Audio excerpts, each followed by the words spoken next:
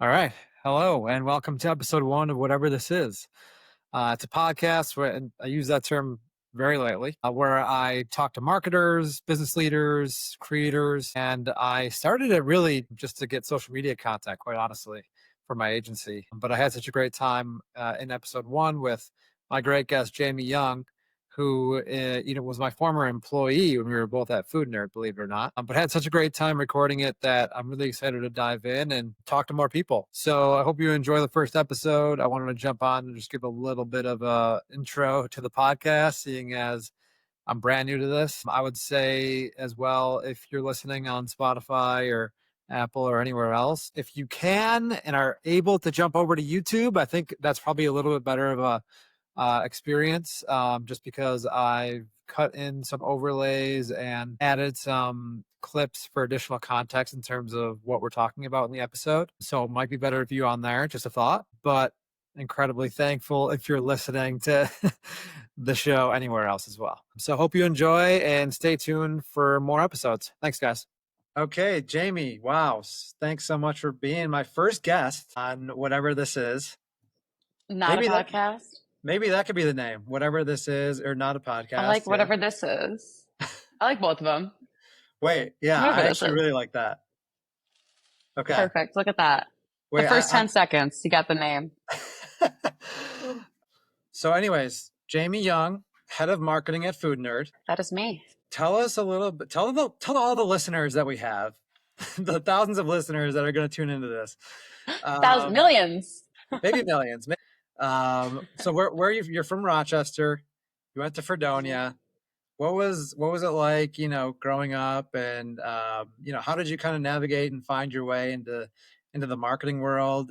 And you found yourself into a pretty good fit, I think, with the things that you align with FoodNerd and whatnot. But take us back to the Roch days. I'm a big Rochester guy. I went to college there myself. So a little bit about your background and maybe some previous jobs. Yeah, Rock City. Shout out to the 585. I grew up in Honeygrove Falls, HFL, a little village outside of Rochester. Beautiful. And I was a big theater kid, so I did all the theater stuff there, small town. I went to Fredonia for psychology and public health. Actually, initially I went for teaching because I wanted to potentially be a teacher. I didn't know that. But yeah, I wanted to be a teacher for like little kids. But I decided to switch to psychology and public health. I felt like I wanted to learn more, like I wasn't soaking in enough.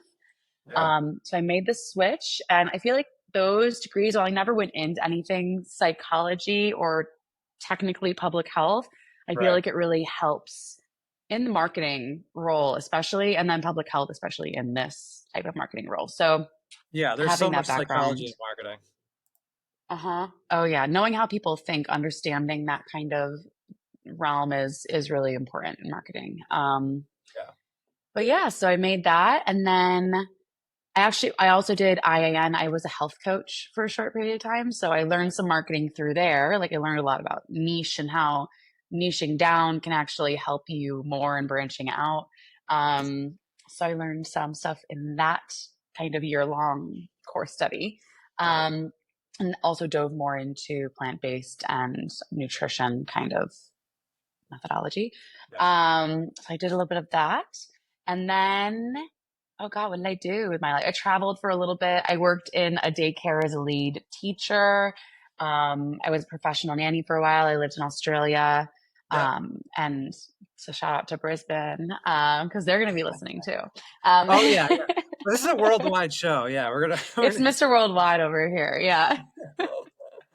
So I had found my way over there. And then when I came back, I came to Buffalo because my sister was here. Long story short, essentially.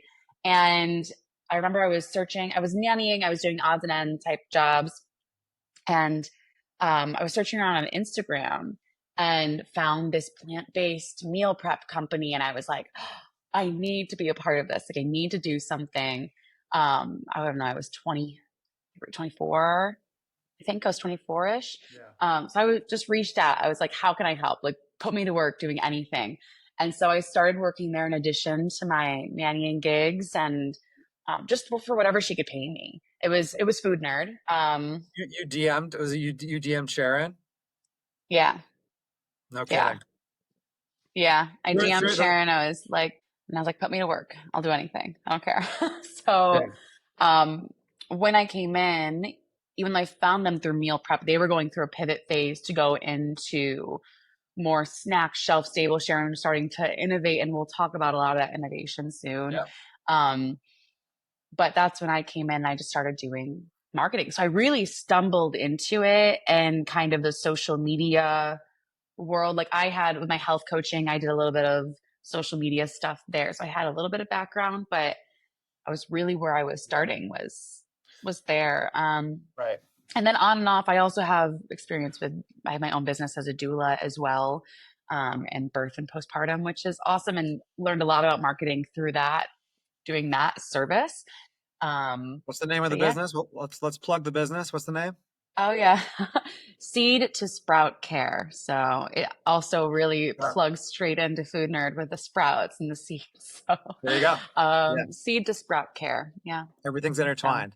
Yeah, yeah. and you mentioned we'll get into all the pivots and iterations of Food Nerd, and Mhm. for those who are watching, listening, obviously people might not know you and I go way back.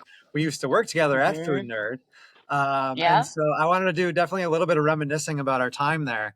Yeah. But you said something about you got into social media through your health coaching side of things, and Mhm. I was thinking about this the other day, just how much social media has changed. Like from the time you Oh and my I were doing God. it at Food Nerd back, well, I Mhm. was there.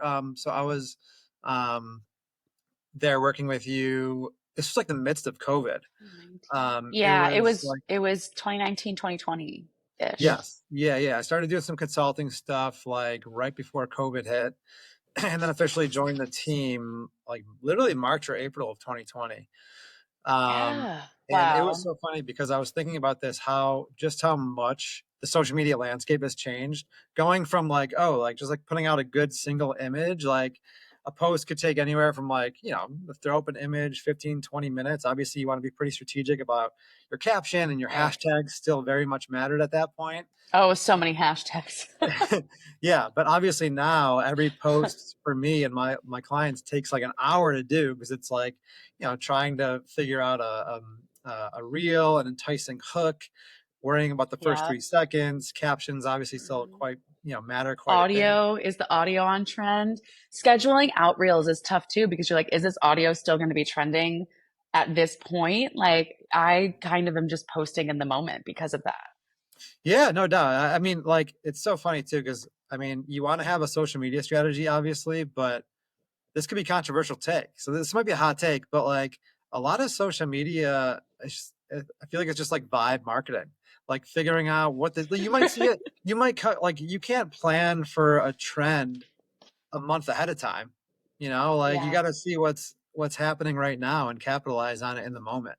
So I think in social media Yeah. you have to be very flexible, Yeah, and the adjust. calendar is really tough. The calendar is Yeah, really tough to kind of figure out because you're like, I don't know what's going to be trending. I don't know what sounds are going to be there. A right. lot of the kind of vibe are these reels. Like that's really kind of what it went from. I was even thinking when we were doing it, IGTV, Oh my God. like Yeah. it went from IGTV to reels. And I think Yes. TikTok really, spurred a lot of that, obviously. But it's been very, yeah. And then getting rid of hashtags, like you being like only have 2 or 3 in your post and put Yeah. keywords in your description. And like the rules are constantly changing. Yeah.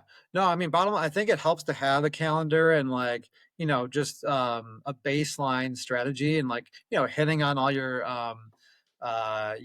content pillars and things like that. But like you can't adjust, you can't plan ahead for what's trending on social media. So you have to be able to Yeah. adjust. But I wanted to ask you, so going back to when we were working together, what do you remember about that time? Because I like, it was such a crazy time in the company. As you mentioned before, there was a pivot happening where Food Nerd was, when I was coming on, you were introduced to Food Nerd as a vegan meal prep company, right?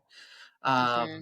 and then as I was coming on, we were raising some capital and we were pivoting towards more shelf stable products. we were launching the first ever sprouted overnight oats and overnight chia pudding and overnight buckwheat product into the Yeah. market. What sticks out to you about that time? Does anything stick out in particular? I think about, you were just talking about morning routine. That was I call it our breakfast era. It was our breakfast era because we didn't even get into cereal and talking about that yet, but it was definitely the Yeah. breakfast era. I think it was smart because we took what people really loved from the meal prep, which were these sprouted oat kind of kits that Sharon would make, and figure out how to kind of bring it into here. So things really, while it was a pivot, it was also kind of like a natural pivot, like taking what kind of worked here and brought it over here. And I've seen that happen throughout, right? It's been like taking elements of this and then pivoting, and then taking elements of this and then pivoting, because we've had so many pivots for like a little circle. But it's good though. It led to something really great, obviously. I remember breakfast. I remember like so much competitor research, because it really was the era for everyone. Like I think oats Yeah. overnight was a big thing we were looking at. Mhm. Mush was towards the end stage of us. We didn't look too much into them, but they were definitely around. I remember working with a third party company as well to kind of help with some social stuff. Bella, our intern Bella, shout Shout out to to Bella. Bella, was Bella's gonna be listening to she this. was yeah, she is. Yeah, she was so helpful. I wish every day I had a Bella now. Yeah. Like just doing, I mean, even day to day things, because it's tedious. It's a lot. Um, I Yeah. remember having a really good setup for our blogs, and we used Trish Shea, the dietitian. She's Buffalo based, Mhm. and Emily Wood as well. And they would write some really great blogs. But I remember it wasn't like one specific blog, like it wasn't every single blog that hit. It was Oh, yeah. over time building up weekly, all these different blogs, putting out stuff about it. And then SEO really hit for a couple of them. Like we still get people coming in from one or two of those blogs that just got backlinked the hell out of. Yeah. Um, and worked out. So, and I think Trish and Emily were really reasonable in their prices. So that Totally. helped in being a small business and being able to actually put out weekly content. Um, that was great. Yeah. That's what I Yeah, remember. totally. I mean, like in that time, social media was obviously huge, but wasn't what it is now. So in my background coming into it was more of an SEO person. So really wanted to Okay. focus on the SEO side of things. And yeah, like some of those blog posts, like they're just it's evergreen content, and it's stuff that still Okay. drives traffic to the website, which is awesome. It's unbelievable. Yeah.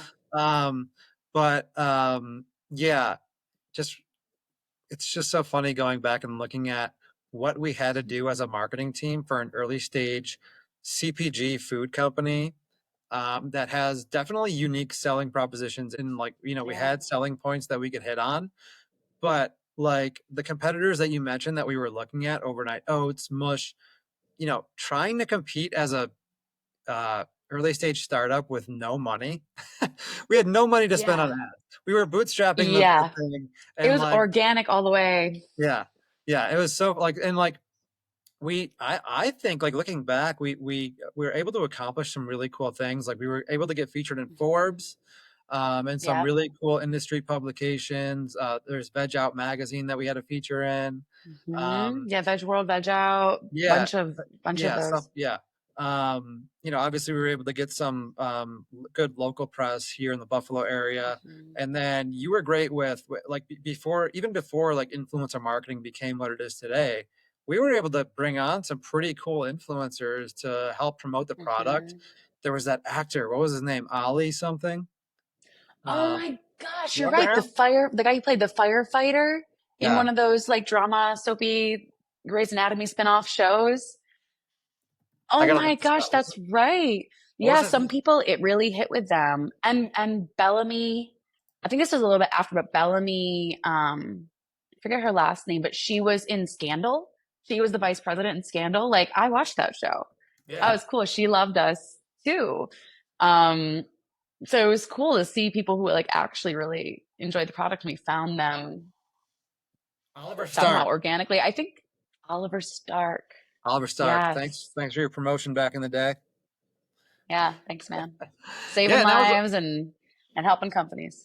that was all free. Like we obviously weren't able to really pay anyone anything for that. So that we were like trying to find people that would resonate with the product and shipping them free stuff. And they were, he had like millions of followers even back then. So that was great. Um, Mhm. but okay, anything else you remember about those days that stuck out?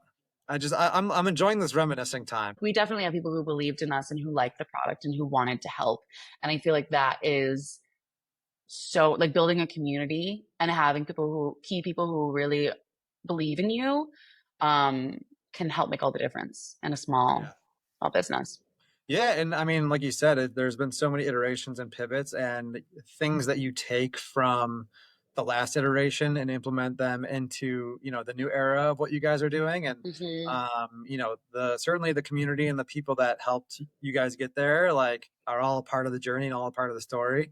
Yeah. Um, yeah, it's cool. It's a lot of fun to look back and kind of look at how far you guys have come and all the different stages that you've been in, because as we said, there have been so many iterations of the company and pivots, and there's some Yeah. really, really, really. You guys are like, I mean, you're first of all, you're crushing it. You're doing a great job, Oh, God, um, thanks. and we meet frequently and we talk about things and strategies and Uh-huh. what you're doing, and I'm always very impressed of the work that you're doing, Oh, yeah, especially you're invaluable.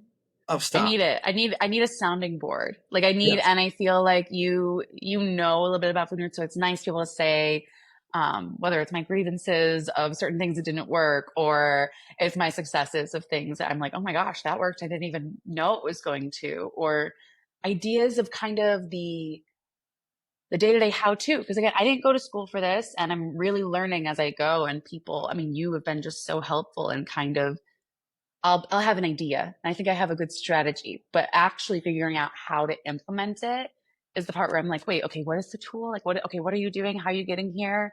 Sure. Um, it's just been so helpful. So Well, thank you for that. It's very nice. And that's marketing is like, some people are practitioners, some people are idea people. Naturally, being an early stage company like you are, you have to be both. oh, You just don't have all of it. You're all of it, right? So you just don't have the yeah, resources necessarily to have an idea and hire a bunch of people to go out and execute it. get it done. You're Yeah. getting help in some areas with other third party companies Hmm. and things like that, agencies, but for the most part, you're leading the charge on the ideas and the execution, which, Hmm. if you're not in marketing, you don't realize how hard that is. There's Um, entire teams for just like the smallest tab. I was in digital publishing and Highmark on the digital media team of marketing, right? Like you have a whole marketing team where you have events and then you have the digital team that's doing this. And I was doing digital publishing. Like I literally was just the one changing things out on layouts and typing things up. It's one little task. And then you have, I also worked at Highmark for a short period of time, but, yes. that that's everything. You're here all of a sudden, you're like, okay, I want to do a blog. It's like, all right, if you don't have someone to write it, which luckily we do right now, working with a dietitian, but being able to say, okay, got to write it. Not only are you writing it, and I need to format it, you have to make sure it's SEO, working with SEO. Then you have to make sure you're making the photos, make sure the photos work here. It's all formatted correctly. Then we're going to put out a push owl. Like we're going to put out a post about it. We're going to do this. And sometimes, I mean, all of that can be wild, and to not let perfect be the enemy of good. Like recently I had so many Mm, blogs kind of written that needed to be formatted and put out. And I was like, you know what? I'm just going to put all these out here with they're formatted. There's a good photo. I'll add in some other photos later, but I'm going to get it on there so it can start getting picked up with SEO sure. and just get out of my own way. And I feel like that has been helpful. Um, yeah, yeah. So it's just been there's so much you do, and also flowing. Like I find some weeks 10% of my time will be spent on email. Honestly, even zero because I have flows set up, right? Mhm. And then another week it'll be like 25%. Or Right. social media, it'll be, 10%. I'll put out a couple stories, maybe one post, and then it'll be 100% where I'm in content mode, where I'm feeling really creative and I'm just making a ton of TikToks, a ton of reels, and just still kind of flowing with where I feel things are going strong while also trying to maintain some level of consistency across the board. I think that's the biggest puzzle of being like the one man or one woman show. Yes. No, it's a lot. Yeah, I definitely want to figure out how you prioritize that. And as you mentioned, I'm sure a lot of it depends on what's happening with the business. Things are very fluid Mm-hmm. right now with you guys as an early stage Mm-hmm. company. And there's some very exciting news that we want Yeah, to share. thoughts? Well, let's not bury, I mean, Yeah, we buried the lead a little bit. I mean, we're already 20 minutes into this thing, I but know. I mean, there's a I lot to talk about. know. There's lots to talk about. You sent me an article. You guys are, and I got the invite for the grand opening, which I'm excited about. But you guys are opening a brand Yes. new, state of the art production facility to Mm-hmm. be able to produce your baby puffs and more products as time goes on. What's going on with that? Give us the latest. That has been a work of love. That has I bet. been growing pains to the max. I mean, okay, so a little bit like FoodNerd, if you don't know, FoodNerd, we're a brand here in Buffalo that, yes, we started off as meal prep, made the shift over to shelf stable, and then also made a pivot over to the first 1,000 days of life. So focusing on like our mega puffs. This is backwards on the video, but our mega puffs. So finding a way to take, think of like a Venn diagram of whole foods, fresh fruits and vegetables are over here. Ultra processed foods are over here. So you have nice convenience, but they're terrible for you. And not as convenient, but really good for you. How can we find the best of both worlds? So not only better ingredients, but also better processing. And I bring that up because it's a big reason for this facility. In a typical CPG type of company, you're able to you're able to co-manufacture. So you can go and say, listen, I have an idea for a better product. Like I'm going to make a better chip, right? We're going to use avocado oil instead of whatever it is, like taking one little ingredient out, which I think is health washing, but you know, progress, I guess. But we're going to make it with avocado oil instead. I'm going to give it to these manufacturers who already have these $1 million machines that can go ahead and make it for me, and then I can sell. And yes, it has a cost for me. It's more costly in the very long run, but the upfront cost is almost nothing. So it's really easy to do. Whereas we've put millions, like M with an like millions of dollars into having to create our own, like get engineers to make these equipment because we're changing processing. We're not just changing the ingredients. So having to actually say, hey, help us make these machines so that we can have our own manufacturing plant has been a journey, which luckily I haven't been too much a part of. It's predominantly been Sharon and her baby project, but it's standing by and helping in whatever way I can. And seeing it all come together is really the special part. Like seeing some pieces Yeah. starting to land, like our new, so we're kind of in a, one foot is over here in Cheektowaga in our facility behind Cabela's, and one foot is in Clarence. So it's a really big split. But we are slowly but surely making our way over to the Clarence facility because currently everything is manual. Like Yes. this bag of puffs is being hand packed. Each puff is being spread, like it's being made by people, not It's these amazing. machines. And well, I mean, it's nice because you can really control the quality there, like right down to the core. Um, it's it's timely. It takes a lot of time, Oh yeah. and a lot of money to do, and to be able to say we now actually can fulfill orders. Like I've been in marketing role, I've been like, I don't want to turn on our affiliate program with TikTok Shop yet because I feel like it's going to take off, and then we're not going to be able to fulfill. So it's been really cool to see, and I'm excited to see how this production facility is going to make all the difference when it comes to, okay, Jamie, no excuses now, like turn it all on, let's see, Gotta go sell, go. sell, sell. Yeah. Yeah, go, go, go. Whereas now Wow. it's kind of Yeah, like, oh, that's I true. want to sell, and you don't know if it's going to hit or not hit. And yes, being out of stock for a little bit is okay and can show a good story, but being out of stock for a long time is not okay. So finding that like golden spot has been a tricky puzzle, but a fun one. And the new facility is I mean, it's beautiful. We're trying to food nerdify it and make it kind of fun too. Yeah. So I'm going in there to make, um, I mean, these are all kind of nice to have, wants to have, but I want to make one of the rooms kind of like a media room where there's lots of kids' toys too, like very Montessori looking, Right. but a place where I can go as well and be able to film and have like a nice little space. And in the future, when we have 15 different people that we've hired, they can bring their kids to, they want to work a little bit. There's a little space for the kids to play and hang out in. Nice. So yeah, Yeah. it's definitely, I mean, that was my long little rant, but it's very exciting. So really excited Oh my to God. launch that. And Unbelievable. It's amazing. yeah.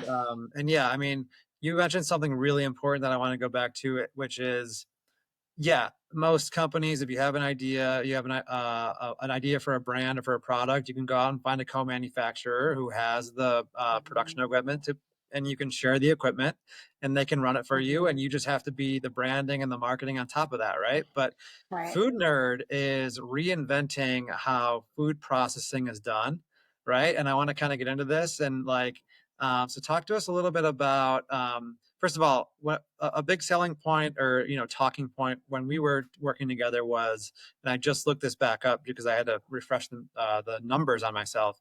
I But do not think so. tell me if this is wrong, but 70 to 73% of food items in United States grocery stores are ultra processed. Does that sound right? I mean, that sounds right. I'm not gonna put my life down on it, but it is definitely a high number like that. And I think it's Crazy. even, I think it's around there too with kids as well, like the foods that we're giving our kids. I It's mean, you look around anywhere and it's giving them a pouch and some puffs as a meal even, or with them along in the world conveniently, taking a walk or whatever, having those pieces. And we're very, not just kids, and that's not to shame the parents at all, and I'll get into that. It's more so of the world that we're in, right?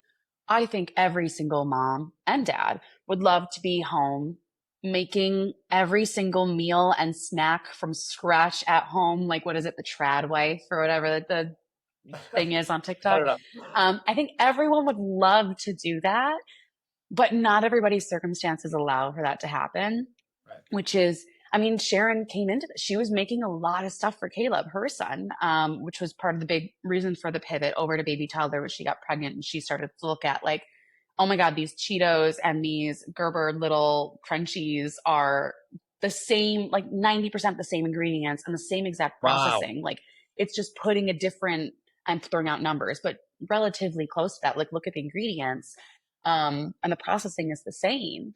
And that's what we're giving our kids. I mean, as we grow up and you want to make the choices you want to make, that's totally fine. But babies are really what we're giving them. And their taste buds are forming. And the first 1,000 days, they are growing more than they're ever going to grow in their life, right? Like the first 3 years of your life, you're learning a complete language. Like your brain is developing so fast. You're learning to go from being completely dependent on another being to being out in the world, to crying, to learning how to use your words, to walking, to crawling, to walking, to talking. It is a lot of energy and power. And what fuels us is food. And if what you're getting is the ultra processed, it's not just the ingredients where they're refined. We're so far away from what we're meant to be eating, right? We're meant to be eating these, an apple, right? When you take an apple, not only does it have fat, carbs, and protein, which yes, it has fat and protein just in smaller amounts, right? But not only does it have those macronutrients, not only does it have those micronutrients like vitamins and minerals that we know that we put a name to, there are thousands of phytochemicals, of these tiny other little compounds that are working perfectly within this apple, that Mhm. when we eat it, our body then knows how to take it and allows us to thrive. Like, yes, we can survive on just pure calories and nutrients and those core pieces that we need, but we thrive on phytonutrients. We thrive on those little pieces. And so that ultra processing is stripping you from that. It is Yes. decreasing all those phytonutrients, those micronutrients, even the macronutrients through all of these stages of processing. So if we can say, hey, let's keep it down to one or two stages, and let's keep it all super cold instead of high heat. Um, let's do Yeah. that. If that's going to increase, and then we're doing studies and working with labs in New Zealand to say, oh yeah, your food is preserving these phytonutrients. Like this is where the blueberry was, this is where your product is, and look at how much it's preserving compared to this ultra processed snack where it's depleted down to here. Right. So to actually start to see some of that data, and that's another interesting marketing thing, is how to be a scientific communicator and how to work with scientists to figure out how to talk about these things in a way Sure. that people care about, and not overwhelm them. Especially, like, I find myself, I'm talking about it, I'm wearing my FoodNerd shirt, I'm like, this is where the nerd part comes in. I'll Yeah. cut myself Yes. if I see them Yeah. starting Yeah. to lose it, but really it is No. tricky. But also going back to, that's why that processing is so important, is because we're so far separated. So if we can make something that's really close to nature, then why not do that? And I forgot what your original question was, but Yeah. No, honestly, that was unbelievable. Great. But like for someone who's not very technical like myself, like that's the way I understand it, is like, the majority of these food products on grocery store shelves, Mhm. specifically baby products and toddler products, which is kind of scary, are ultra processed, meaning they're using high heat, Mhm. which degrades the nutrient density of the product, right?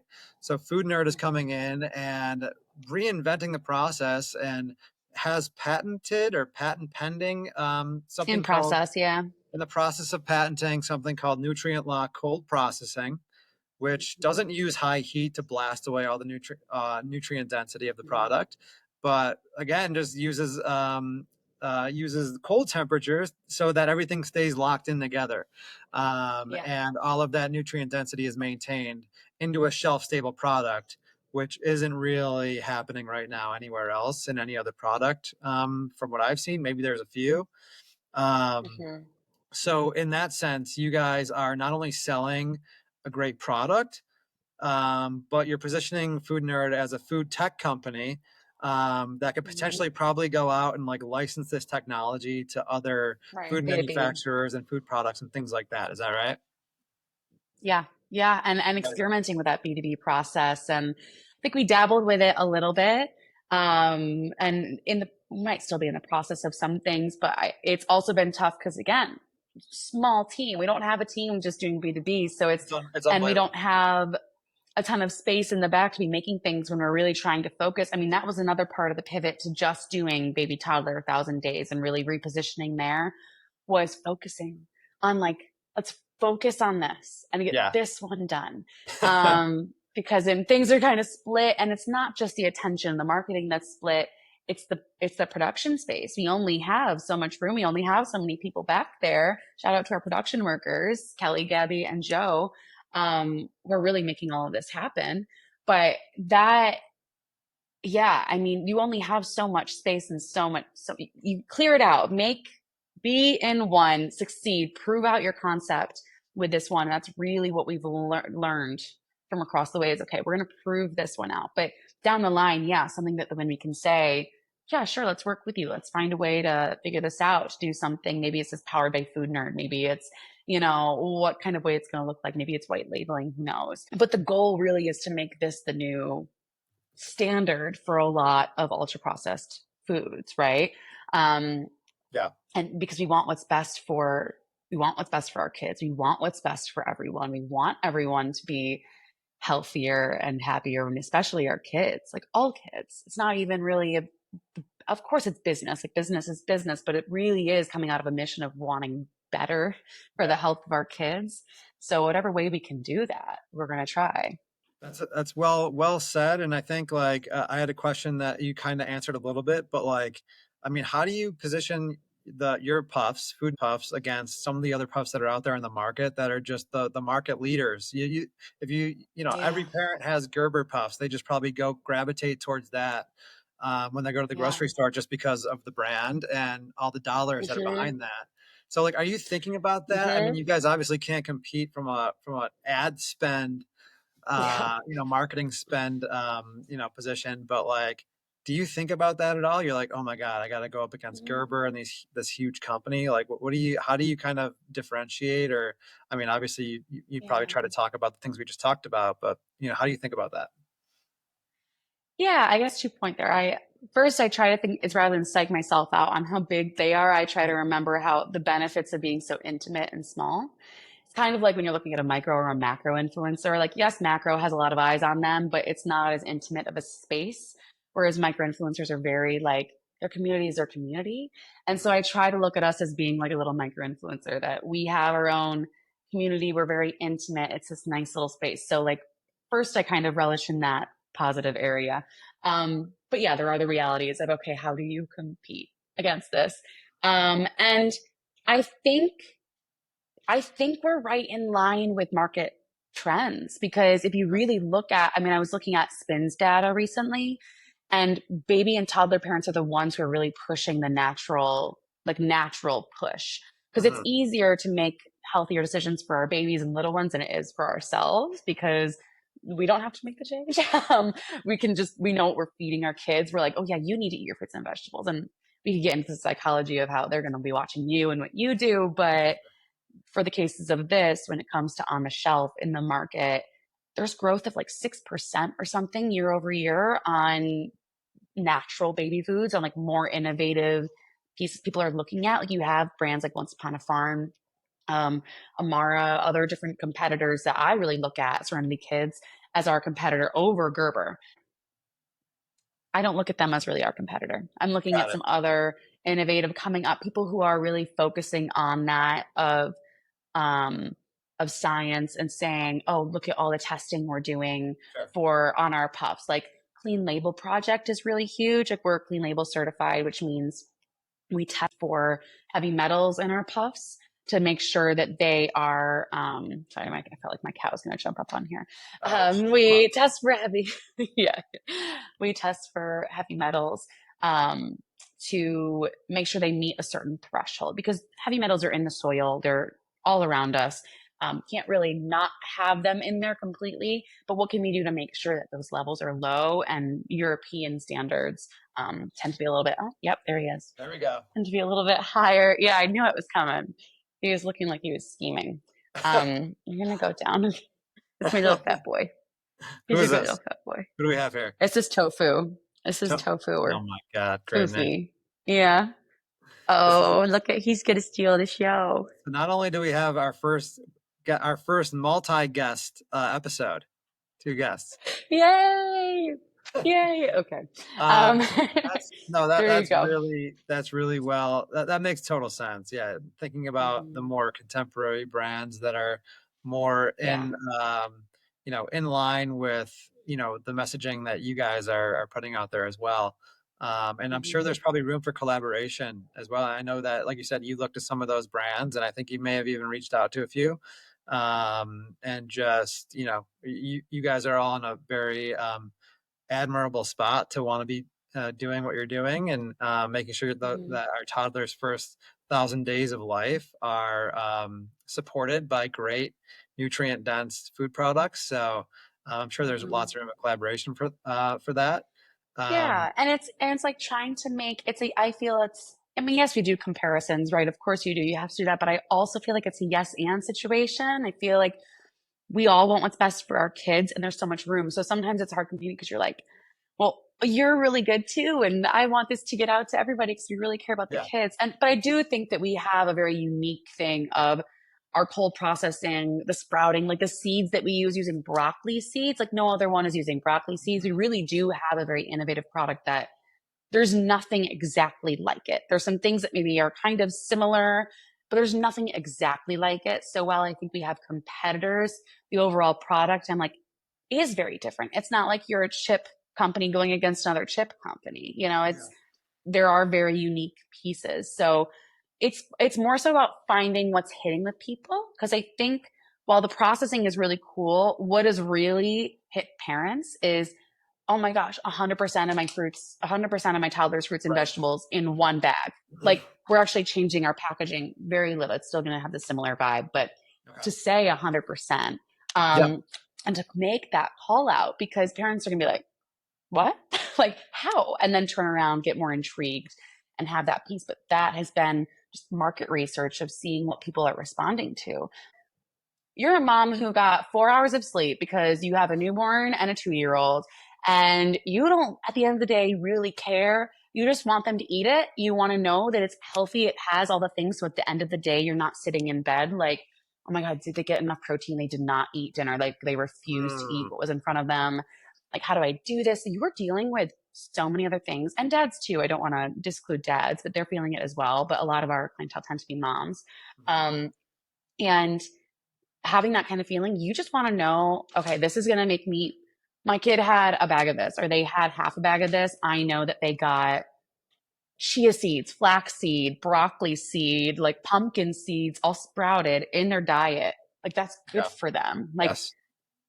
so that's what they want to know. It's really about bringing it back to keeping it simple and knowing who you're talking to when it comes to talking about the cold processing or the ingredients. So, Okay. On the ingredients, I wanted, could you talk a little bit? So you mentioned broccoli seeds, and mhm. along with that comes the magic compound of sulforaphane, right? Yeah, Can you yes, talk a little bit definitely. about that? Because that's something that's huge that not a lot of people know what that is. Hmm. And all the magical effects it can have. Yeah, yeah. Okay, so we're gonna get a little bit sciencey, but I'm gonna keep it also kind of basic at the same time. So, sulforaphane is a compound that is found in certain types of food, but very highly in broccoli sprouts. So you have your broccoli seed, and when it's sprouted, it can contain something called sulforaphane, or really, it contains within its cell walls something called myrosinase and something called glucoraphanin. They're two like sciences that we'll call M and G, right? M and G are hanging out in the cell walls.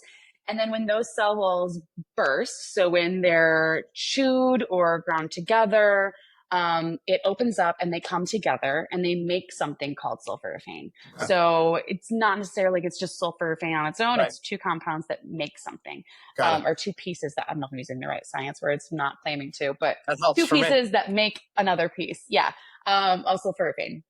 And then when you have sulforaphane, it is the plant's defense system, right? So it's thinking, I'm being chewed, I'm being eaten. You take this sulforaphane, it is that bitter taste. Like, you know how Yeah. radishes kind of have like that bitter taste, or when you eat broccoli sprouts, there's a bitter taste. Yes. That's sulforaphane in radishes, but sulforaphane in broccoli sprouts, that's that taste.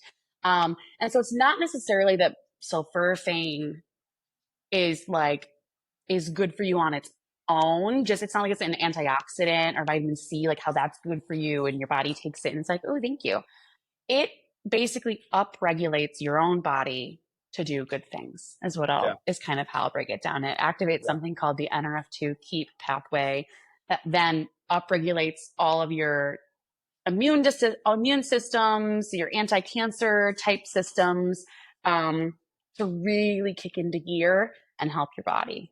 So there's a list of different things that it helps with that there's research on, evidence for. So evidence for helping with autism. So I don't want to say symptoms of autism, but helping kids with autism thrive, right? And again, evidence for, not proof of. Anti-cancerous, it's one of the most natural, potent anti-cancerous compounds that there are. Again, not saying it's going to cure you from Right. cancer, but Right. it is a very powerful food and compound. And if we can take that in and help us, then why wouldn't we? Which is why Sharon is like, hey, even if there's just evidence for these things, I want to go ahead and put this in all of our food, whether it was the cereal, like I have like the original cereal that we had. You remember taking those pictures? Oh yeah. Um, oh yeah. Yeah, that was fun too. You get to be a food photographer as well when you're in Yeah. marketing. But whether it's putting it in like cereal or it's putting it in the baby puff, being able to kind of get that into people's diets, because sprouts can be expensive. You can make them at home, Right. but it's like, again, that's just one more thing to do. So if it can be done for you in a nice way that is cold processed, so you're not destroying that sulforaphane, that is huge. So that was my little sciencey rant. I hope it made sense without getting too Yes, sciencey and making it too many helped. claims. But Oh, it helped me, and I'm not a science guy, and I was able to understand that. So thank you for that great breakdown. oh, thank Um, you. Thank you. Call me Bill Nye. yeah, PRs. yeah. I want to try to get Sharon on it at some point too. Oh, yeah, definitely. You have to tell. You have to Maybe we tell can me. hook you up with Jed too. We can try That'd to be hook you up sweet. with Jed Fahey. Dr. Jed Fahey is our chief scientific advisor, and he's the one who like discovered the sulforaphane in broccoli sprouts. So he's a Oh, okay. Johns Wow. Hopkins incredible. Like I can be, oh my God, I wouldn't we get even to know work what to with him. ask That him. is such I an wouldn't even honor. know what to ask. I know. I know, but he's so fun. He's such a good guy, Okay. and he would have lots to say. But That's yeah, awesome. Jed Yes, Fahey, you guys do Sharon. some podcasts with him as well. So it's all great stuff and very educational stuff. So if you want to learn more about that, Mhm. definitely look at Food Nerds channels on that, and their blog posts and things like that. I want to talk about something that is huge news in the startup Mm. world, huge news for the city of Buffalo specifically. And you know, it's kind of close to me as well because I worked at a 43 North portfolio company for a little bit. But you guys are the recent 43 North um, pitch competition winner, and you also won the what was it, the People's choice. People's Choice Award as well. Just Highmark, actually. Yeah. unbelievable, like unbelievable success in 43 North. For those that don't know, 43 Uh, North is a startup accelerator here in Buffalo, and they hold what I still believe is, I believe it's still the biggest pitch competition in North America, mhm. where a handful of companies get $1 million prizes. They pitch for the $1 million prize, and in exchange, 43 North takes a equity stake in the company. And for FoodNerd is the most recent winner of that. And I just want to know, like, it's again, it's huge news locally. So, like, what was Yeah. the vibe kind of leading up to that, and like the application period, and like I remember when you told me about it, you're like, yeah, keep it on the down low and that sort of thing. So, like, Yeah. what were the vibes like? I know that's a big thing for Sharon. I'm sure that's kind of a Yeah. dream come true in a sense for her. But talk to us a little bit about that process. Yeah. It's also a message in if you do not succeed, try again, because that's not the first time we applied.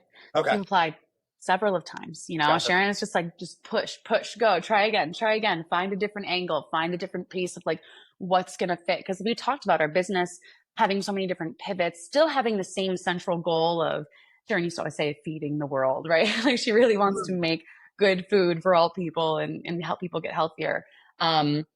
But that central goal has always been there, but the angle has always been a little bit different. Like, what are we looking at? And I think finding the angle of saying, hey, ultra processed foods are bad and we are good. So, like, trying to find that easy angle and then showing it out with, hey, this is our proof of concept was, I mean, that was the thing that got us through. Um, so yeah, applying and then it's kind of secretive. Okay, don't really say anything yet. And then it was okay. Now we got announced for the semifinals, and that was a whirlwind of that was a whirlwind. Yeah, Yeah. looking back at that, I feel like I blacked out from Sure. Yeah. that Well, whole week. the whole week Right? is because there's all these events, there's networking events, there's there's Oh yeah.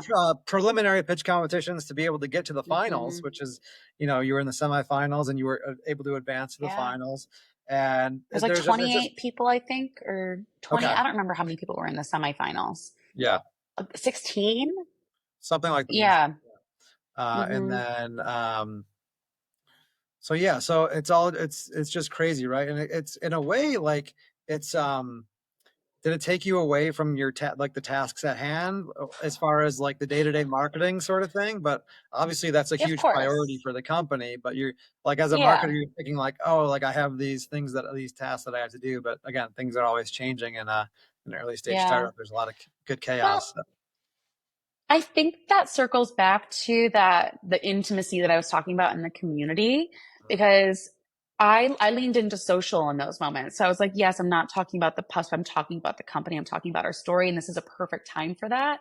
So leaning into making reels and I think really kind of diving into the creativity of that and using the PR, right? Because you get especially after you won too, the press that comes with that and trying to grab onto it and I felt like I was like holding on to this in plane, like the wings of a plane while it's flying away, and I'm desperately trying to hold on. Okay, Tom Cruise. And yeah, yeah, I'm Tom Cruise. But trying to kind of keep up with everything was a lot. But I leaned into social. I leaned into the fact that a lot of people like the story. They like, and I've noticed a lot of smaller brands doing this, of leaning into the transparency. People kind of want to see what's happening behind the scenes. You look at Oh yeah. TikTok and those things, it's not even necessarily, I mean, we've talked about this before, but it's not saying mega puffs, 100% of your fruits and vegetables. Yay. It's Well, like, that was great. I mean, that was great. thank you. Film it, put it out there, Oh, put we got it. $10,000 behind Let's it. clip that. Let's clip that. Yeah, yeah. I mean, it is some of that still. Like, definitely that has a place, but a lot of it is like, I mean, we're dealing with millennial parents, right? So millennial parents they're having kids, so that's who you're selling to. What's working on social? Like, you want to stay on brand, but you also want to go with the trends and kind of how things are moving. But I bring this up because they want to see what's happening behind the scenes. They want to see teams having fun, doing funny TikTok trends together to show like, wow, that looks like an awesome company to work at. Oh yeah, they also do this. Like, look at, what is it? William Matar. It just comes out with these crazy things that I'm sure weren't on brand, but has gotten them to get viral and put the name in people's heads. I think it's So I kind of dove into that. Oh, I like with social and even in marketing in general, I think the primary focus for companies needs to be top of funnel content.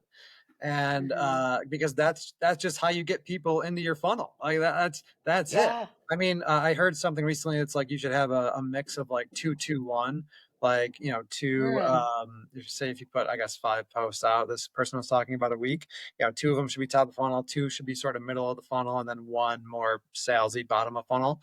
I think that's like a pretty Yeah. good rule of thumb. But I mean, I would even go more heavy on the top of funnel stuff, try to get more eyeballs, more people into your sphere, and making sure that you're balancing it out with a little bit of sales and promotion, as you should be. But it shouldn't be all sales and promotion. It should mostly be stuff that people find interesting and entertaining, because that's the main reason why people go on social media. They don't want to be constantly sold to.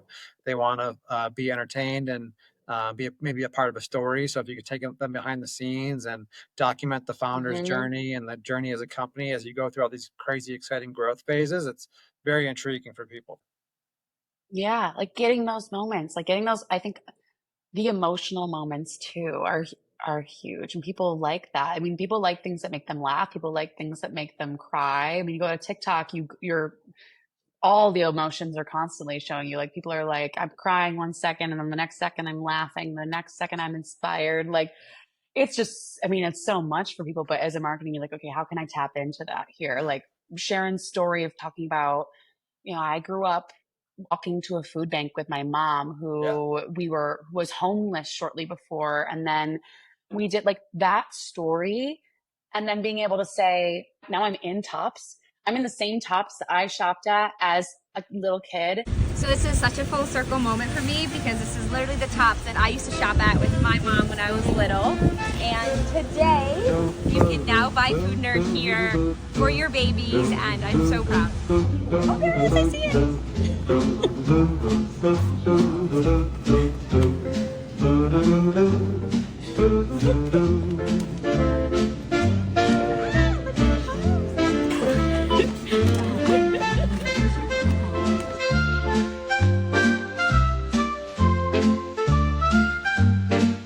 And I'm SNAP eligible. Like, a family could say, I'm going to choose to put my money here because I know that my kid is going to, first of all, they're going to eat it because it's familiar to them, right? Like, I mean, it just kind of, it's consistent. Kids like that.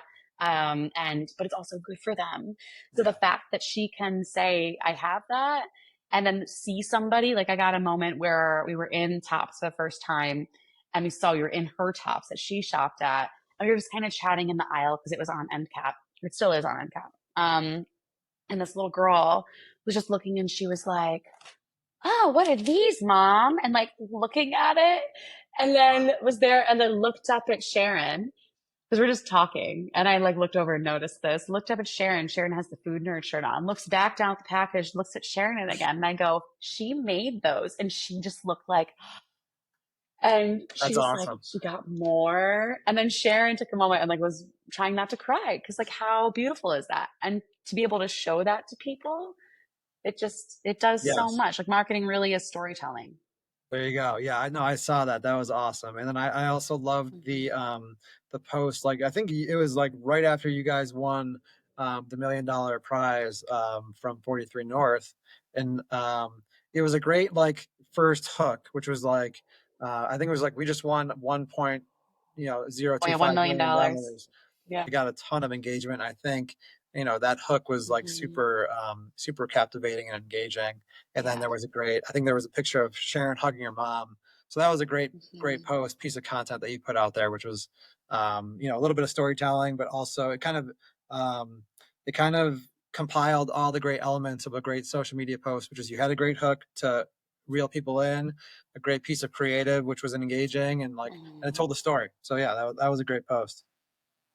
Yeah. Thank you. Thank you. Yeah, that was a fun one to make. The winning was crazy. And I also want to take a point to recognize too, after winning. Like it's not, Yeah. I mean, yes, it was $1.25 million, which was really cool. Like we were sitting there and it was four winners because five people win every year. And we were amongst amazing companies. I don't know how they chose those to be the five, but so we're sitting there and four people have been called and we're there like, Yeah. oh my God. I was there. Yeah, yeah. It was And unbelievable. the fourth one that won, or one of the ones that won was Rarebird, who really cool, like Oh PX yeah. Coffee, you'd look into Rarebird. Yeah.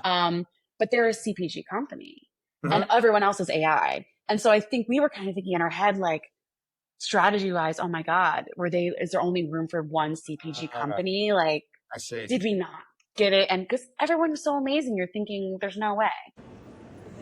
And our final $1 million award goes to Buffalo Zone.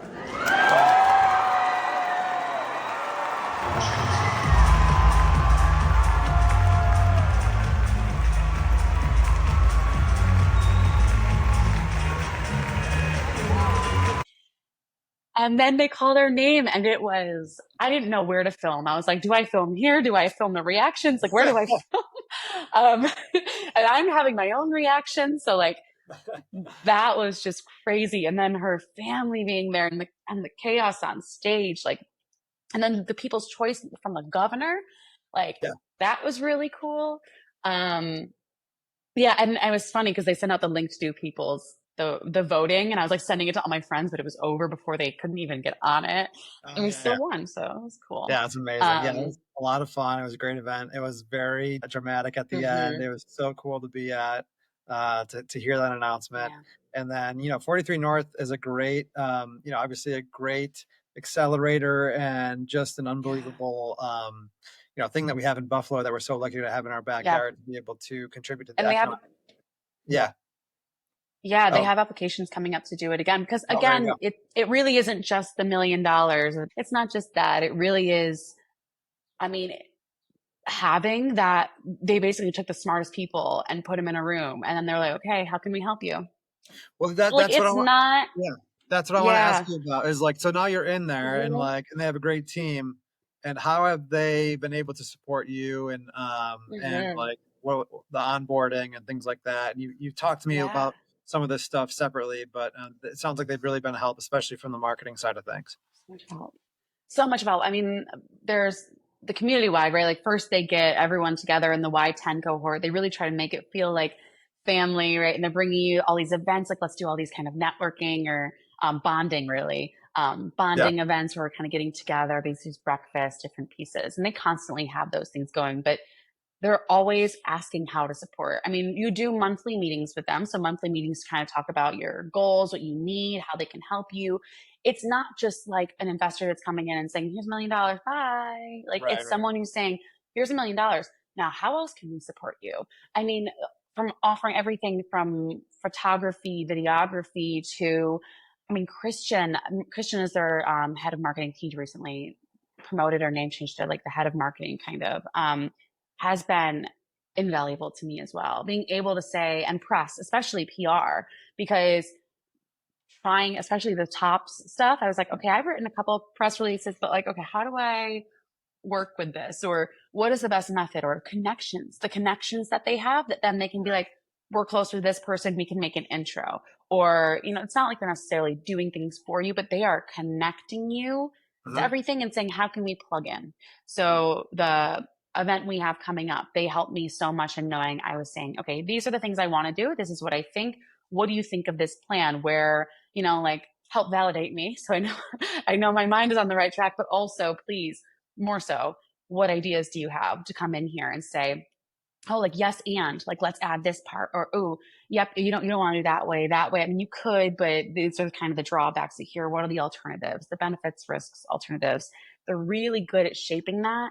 And then saying, you know, schedule time with me. They're always making time. They're coming to the ribbon cutting. And I was talking with Christian, because I'm like, I'm going to be there trying to manage all the press, taking pictures, taking over 43 North Story, like doing all these different pieces. Please help. So knowing that I can kind of call, be like, Christian, help me here. And he's going to be doing that. Like, and Sophia too, with event management, and being able to call on her for, hey, like, this is a great tool to use. This is a great tool to use. Or we'll make the intro here. Or I was like, I need a photographer. Boom, 3 intros right away. I can go ahead and get in their pocket. Like that kind of, I mean, yes, the money helps buy big machines we need. But I have learned personally so much. And on the investor side too, with things with Sharon, and Sharon's been like always fundraising.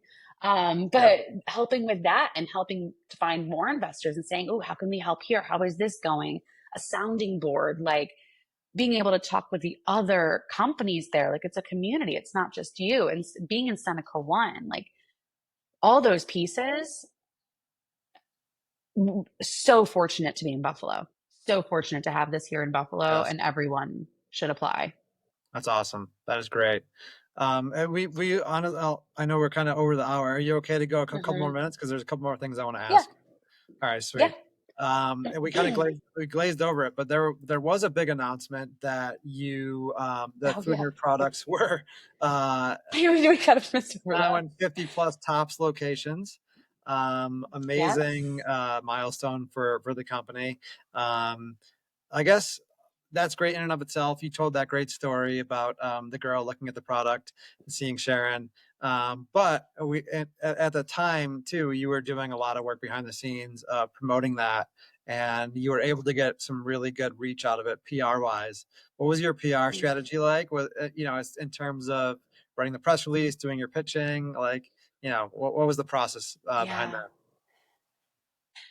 So a lot from 43 North to help support. And I remembered what I was using there, and saying, okay, how can I make a story out of this one? Because Tops, like they reached out because of 43 North. They were like, oh my gosh, we need you. We want you. Like, they reached out right away. Tom Solsky, amazing. I've been great working with like the team at Tops has been incredibly supportive. They want us to succeed. They are giving so much. I mean, like, unheard of support to really help us launch off the ground.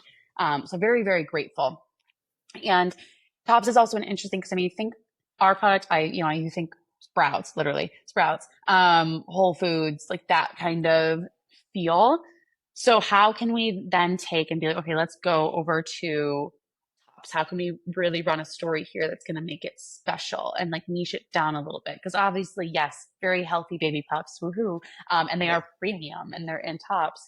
What can we say? Well, a couple different things. We can talk about Sharon's story, right? So I talked about it a little bit before, growing up in the Seneca Babcock area, walking to their local Tops, going to the food bank, and her mom would sort through the donations from Tops and bring them to people. Like, her mom is such a saint. So kind of bringing that in, and talking about, making this is the food that she wished that they had access to, because they were shopping with Snap. And so being able to say, we're Snap accessible. Like, this is something you can get with Snap, and making sure that's on everything.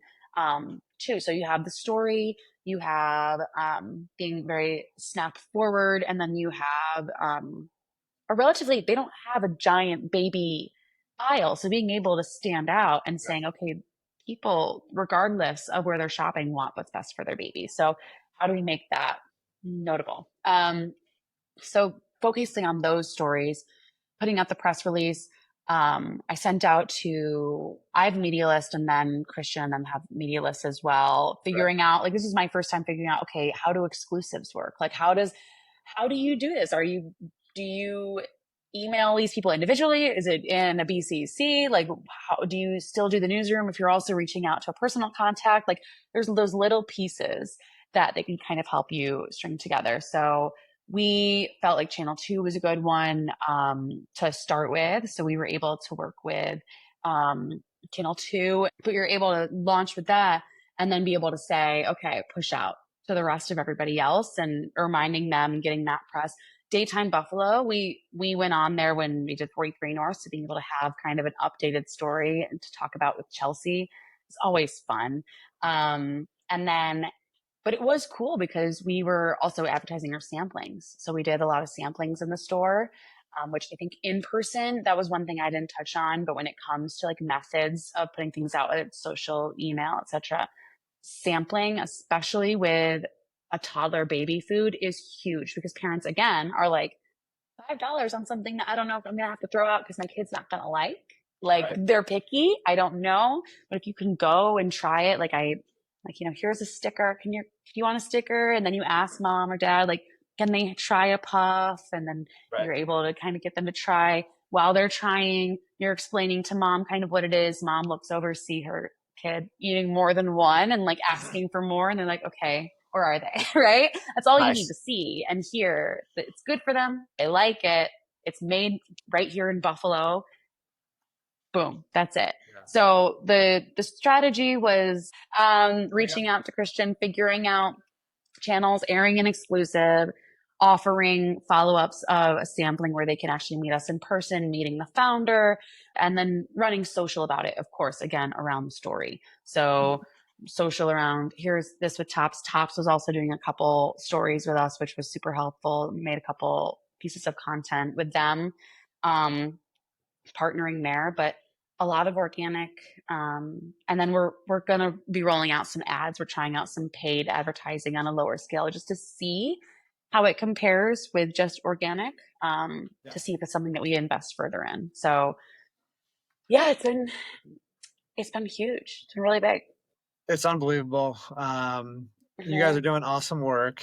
And I'll get you out of here with this because you've been more than generous with your time. I know you're super busy with everything you got going on. Thank you. But I want to know this, right? So we kind of touched on it a little bit, but as an early stage company, a smaller company brand that is in the CPG food space, what's your best advice or your top advice on how you could identify like really high impact strategies at low cost? Because that's what you're great at doing that for other business owners. Let me rephrase the question so we can clip this for social media.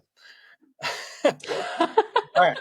What's your best advice for CPG brands to identify high impact, low cost strategies to grow their business? Find what people are connecting with. It can be hard to get feedback sometimes, especially if you're D2C as well. So download something like Zigpull where you can ask people their stuff. They're checking out. They're saying, oh, I found you through here.